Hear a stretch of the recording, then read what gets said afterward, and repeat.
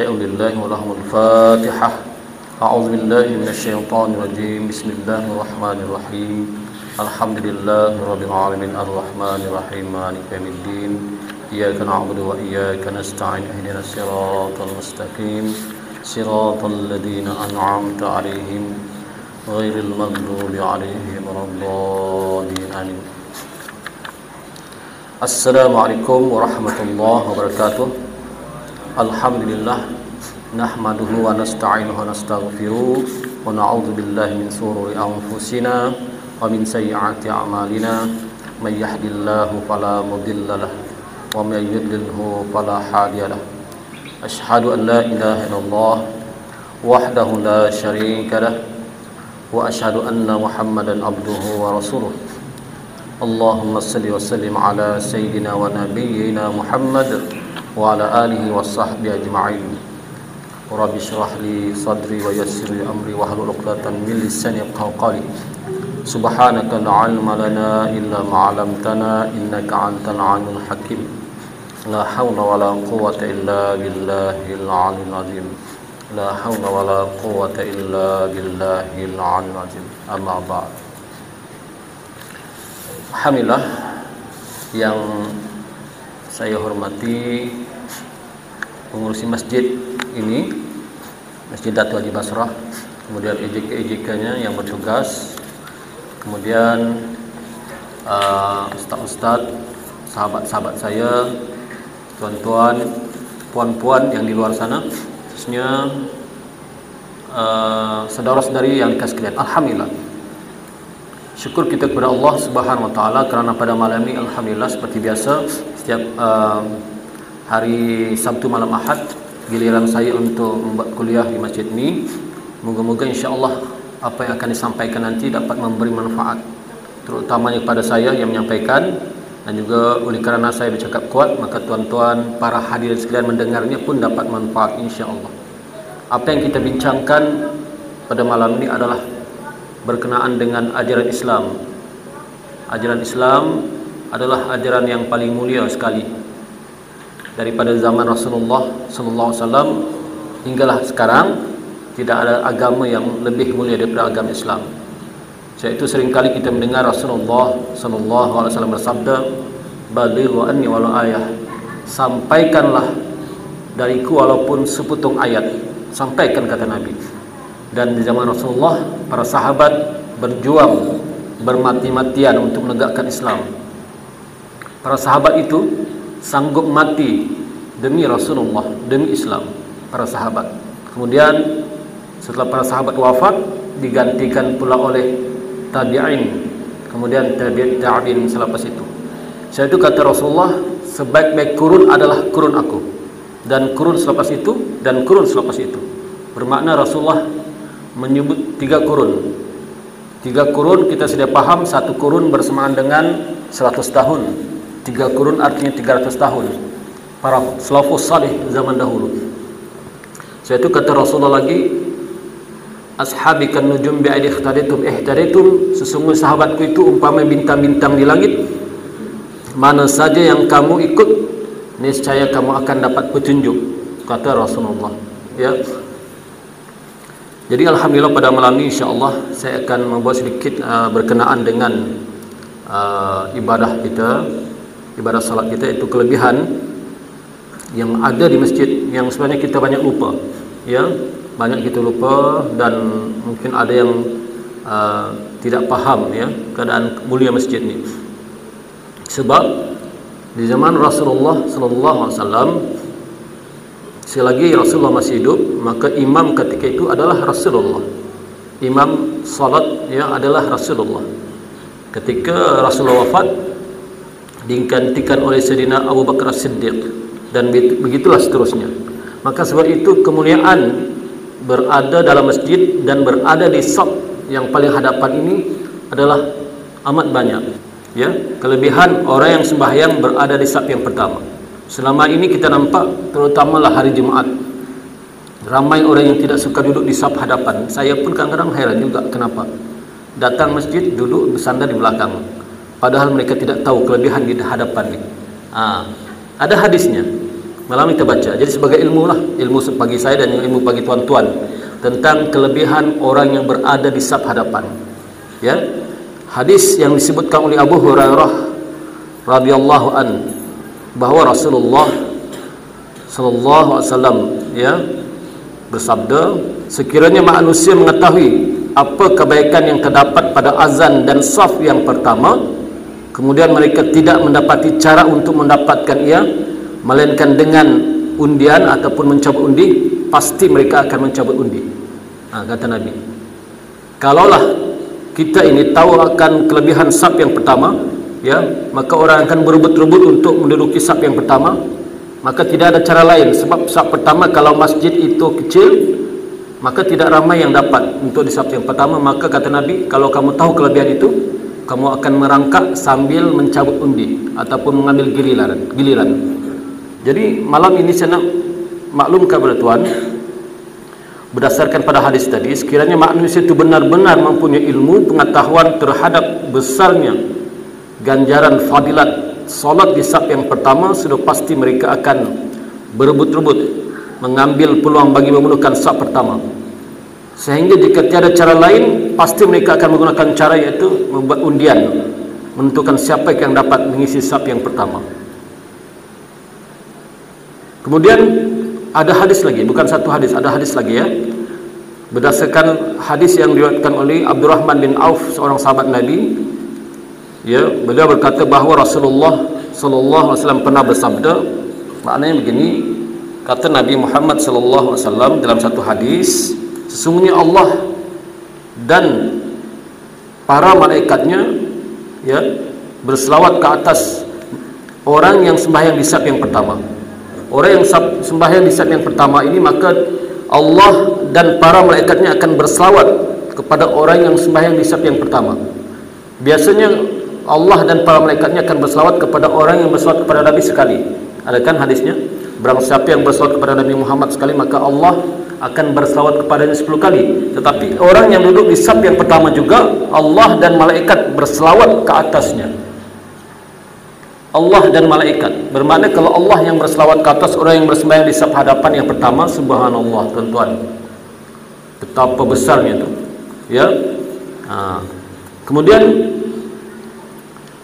daripada Imam An-Nawawi rahimahullah ta'ala, ya, mensyarahkan hadis ini, kata Imam Nawawi, yaitu Allah dan para malaikatnya berselawat kepada ahlinya, yakni mereka yang bersalat di saf yang pertama. Sebab itu laki-laki ya disunatkan berada di saf yang pertama. Perempuan disunatkan berada di saf yang paling akhir, bukan di hadapan. Kalau perempuan itu bersembahyang dengan laki-laki, maka laki-laki disunatkan yang di depan sekali, perempuan yang di belakang sekali. Kalau perempuan itu bersembahyang berjemaah dengan laki-laki. Tapi kalau perempuan saja, tidak ada laki-laki yang lain, maka mereka pun disunatkan untuk duduk di saf yang paling hadapan. Sebab ini pun berdasarkan kepada hadis Nabi Muhammad sallallahu alaihi wasallam juga ya, yang diriwayatkan oleh Abu Hurairah bahwa Rasulullah SAW bersabda, sebaik-baik saf orang lelaki adalah saf yang terawal, dan seburuk-buruk saf orang lelaki adalah paling belakang. Manakala sebaik-baik saf perempuan adalah saf yang paling terakhir, manakala seburuk-buruk saf perempuan adalah saf yang paling hadapan, sekiranya mereka berjemaah dengan laki-laki. Tetapi jika tidak, maka saf di hadapan paling baik untuk wanita ya. Kemudian dalam hadis yang mengatakan bahawa saf paling baik orang lelaki adalah saf pertama, ini kerana saf yang pertama menjadikan kita sebagai manusia yang bersegera ke arah kebaikan, hampir dengan kedudukan imam, dapat mendengar dengan baik bacaan imam, serta mendapat pengajarannya dari bacaan imam, serta lebih sejahtera pemikiran dan tidak melihat orang yang berada di hadapannya. Contoh, kalau kita berada di belakang imam, saf yang pertama, siapakah orang di depan kita? Tidak ada. Jadi kita makin bertambah khusyuk ya, tidak ada gangguan macam-macam. Sebab itu hendaklah kita kalau boleh mengutamakan saf di hadapan sekali. Kemudian yang dimaksudkan dengan seburuk-buruk saf bagi laki dan perempuan adalah yang paling kurang pahala. Maknanya yang paling belakang itu adalah paling kurang pahala, kata ulama. Yang paling jauh adalah paling kurang pahala. Yang paling dekat dengan imam adalah yang paling banyak pahala. Sebab itu kalau kita ikut sunnah, para sahabat itu berebut-rebut untuk sembahyang di belakang Rasulullah, ingin melihat pipi Rasulullah yang mulia itu. Sahabat-sahabat kan kalau imam itu dia akan berpaling ke kanan, Assalamualaikum warahmatullahi. Jadi sahabat-sahabat ingin melihat wajah indahnya wajah Rasulullah itu. Berebut-rebut sahabat-sahabat di hadapan. Tapi kalau sekarang ini janganlah tengok muka imam di depan, sebab kita bukan Rasulullah, tapi kita ambil fadilat, yaitu sunnahnya berada di saf hadapan. Tak kiralah imam tu tidak cantik ke tidak handsome ke, itu lain cerita. Yang penting kemuliaan berada di saf paling hadapan sekali. Mulianya orang yang berada di saf yang paling belakang sekali. Kemudian ada lagi kata ulama, ini yang kita takutlah, yang kita bimbanglah. Tetapi dalam masjid ini alhamdulillah semua dalam masjid ini orang baik-baik semua. Saya yakin 100% semua orang baik-baik. Kata para ulama, di antara ciri-ciri orang-orang fasik itu adalah mereka yang suka sembahyang di belakang sekali. Tapi sini tidak, sini semua orang baik-baik. Ini di tempat lain, tempat lain. Apa makna fasik? Fasik ni artinya dia Islam tapi dia masih mengekalkan dosa-dosa besar. Dia masih mengekalkan dosa-dosa besar. Makna itu fasik. Dia Islam, dia sembahyang apa semua, tapi dia masih melazimi ataupun mengekalkan dosa-dosa besar tanpa taubat, tidak memohon ampun pada Allah Subhanahu wa taala.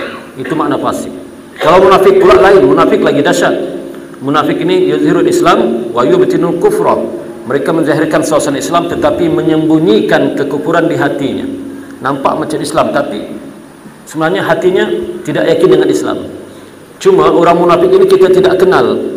Kata para ulama, tidak ada orang yang mengenali munafik melainkan yang disebut oleh Rasulullah di zaman dahulu. Ya, zaman kita sekarang tidak ada. Kita tidak boleh menuduh sebarang orang, oh kau munafik, tidak boleh. Sebab kita pun tidak tahu siapakah orang munafik itu. Wallahu alam. Sebab ditakuti nanti kalau kita suka menuduh orang itu, contoh munafikkah atau fasikkah, nanti memutuskan ukhuwah, silaturahim. Lagi berat. Hukum memutuskan ukhuwah adalah haram. Jadi kita doakan sahajalah sahabat kita. Kita tidak boleh keji dia, tidak boleh hina dia, tapi kita doakan kepada Allah, moga-moga dia diberi taufik dan hidayah. Kerana semua orang pun, kita semua pun daripada zero, daripada kosong. Tetapi dengan izin Allah, dengan taufik dan hidayah Allah, kita dapat hidayah. Maka kita belajar pelan-pelan agama Islam, belajar pelan-pelan agama Islam, belajar pelan-pelan, dengar kuliah, dengan tazkirah, dengan bayan dan macam-macam, maka kita dapat sedikit iman. Dapat iman, maka mendorong kita untuk berbakti kepada Allah, beribadah kepada Allah. Sebab iman ni, untuk pengetahuan para tuan-tuan sekalian, amat penting sekali, sangat penting dalam hidup kita ni. Iman, ya, tanpa iman maka orang itu tidak akan selamat di akhirat. Tanpa iman orang itu tidak akan dapat masuk surga. Tanpa iman orang itu akan diazab dalam api neraka. Nauzubillahi min zalik. Dan kawallah iman tersungguh-sungguh, insyaallah. Kerana apa? Kerana saya nak buat cerita lagi tentang akhir zaman. Ya, tuan-tuan yang dikasihi sekalian, tujuan saya ceritakan ni untuk supaya mendorong kita berbakti kepada Allah.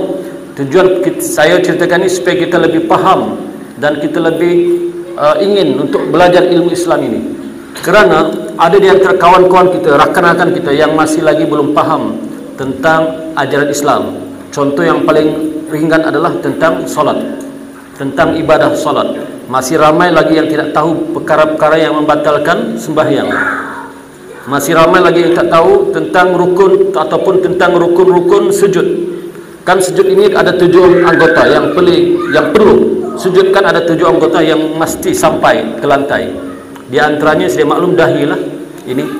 Kemudian kedua tangan, kedua lutut, dan yang terakhir ialah kaki kita yang di belakang itu. Kaki, parut kaki itu di belakang itu masih melingkup begini. Tapi masih ada lagi yang sembahyang ketika kita nampak sujud kakinya begini, berdiri begini. Ini menunjukkan bahawa orang itu masih belum faham tentang rukun sujud. Jadi perlu belajar tuan-tuan. Ini baru bidang fiqh, belum bidang yang lain lagi. Bidang tauhidnya, bidang tasawufnya. Menunjukkan ajaran Islam ini sangat luas. Utlubul ilma minal mahdi ilal lahdi. Kata Rasulullah, tuntutlah ilmu itu daripada buayan sampai ke liang lahat. Menuntut ilmu itu bukan setakat kita masuk darjah 1 sampai darjah 6, tingkatan 1 sampai tingkatan 6, masuk universiti, oh stop, habis, tuan aku sudah khatam, aku tidak menuntut ilmu lagi. Tidak. Kata Rasulullah, daripada buayan hingga ke liang lahat kita masih menuntut ilmu. kita masih menuntut ilmu. Jadi jangan anggap aku sudah berumur, aku sudah 60 tahun, 70 tahun, aku tidak boleh lagi menuntut ilmu. Jangan tuan-tuan. Selagi ada daya dan usaha, selagi mampu, selagi sehat, maka rajin-rajinlah datang ke majlis ilmu. Di mana sajalah kita jumpa majlis ilmu itu, di mana saja, datanglah berbondong-bondong, datanglah. Kerana orang yang berjalan ke majlis ilmu, kemudian di tengah jalan dia kemalangan, contoh eksiden dan macam-macam lagi, dia mati menemui ajalnya, kata para ulama berdasarkan hadis Nabi, dia mati syahid kerana niatnya adalah menuntut ilmu. Ataupun orang yang berjalan jauh ingin menuntut ilmu, keluar negeri kah umpamanya, keluar negara kah, keluar daerah kah, berjalan semata-mata untuk mencari ilmu, walaupun sepotong ayat kata Rasulullah, kemudian dia meninggal dunia, dapat pahala syahid. Bukan senang tuan-tuan dapat pahala syahid, ya.